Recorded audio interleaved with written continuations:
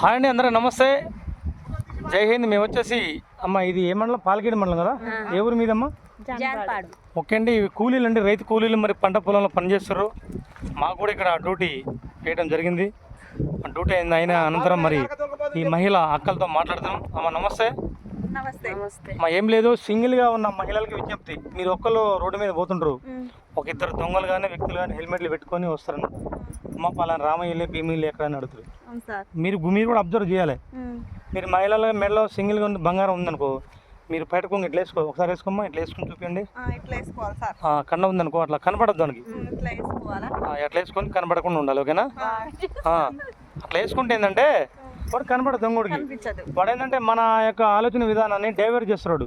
ఫలాని ఆయన పొలం ఎక్కడ, ఇల్లు ఎక్కడ, అనంలోనే, ఓ ఇదిగో ఇదిగో ఇదిగో ఇటు అంటాం. అవి లేదమ్మా, అటంటే అనంలోనే ఒకటి బండి స్టార్ట్ చేసుకొని రెడీగా ఉంటాడు కొద్ది దూరంలో. వీడు ఆ అటనంలోనే మెడలో ఉన్నటువంటి బంగారాన్ని ఇట్లా తెంపుకొని పోయి ప్రతి సెకండ్లో బండి మీద ఎక్కిపోతాడు.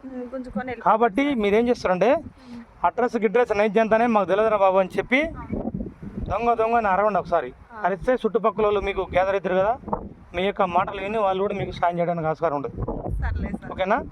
సింగిల్గా ఉన్నప్పుడు కూడా జాగ్రత్త. ఓకేనమ్మా?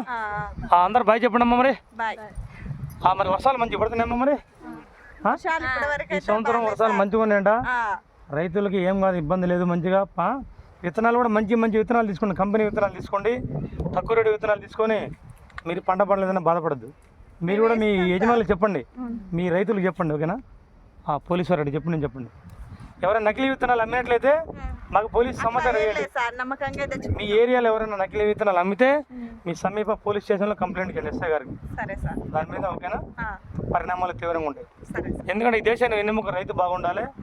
రైతు బాగుంటే మేము ఉద్యోగులు బాగుంటాం, మీరు కూలీలు అందరూ బాగుంటారు, మనకు అన్నం మంచిగా దొరుకుతుంది. రైతు అన్న ఈ దేశానికి వెన్నెముక. అందుకే ఆనాటి పెద్దలు జై జవాన్ జై కిసాన్ అన్నారు. జై జవాన్ అంటే మన సరిహద్దుల మీద కాస్తున్న పోలీస్ బోర్డర్ల మీద మన రైతన్న బాగుంటుంది. జై జవాన్ జై కిసాన్. కిసాన్ కూడా బాగుంటే మనకు అన్నం పెడతారు.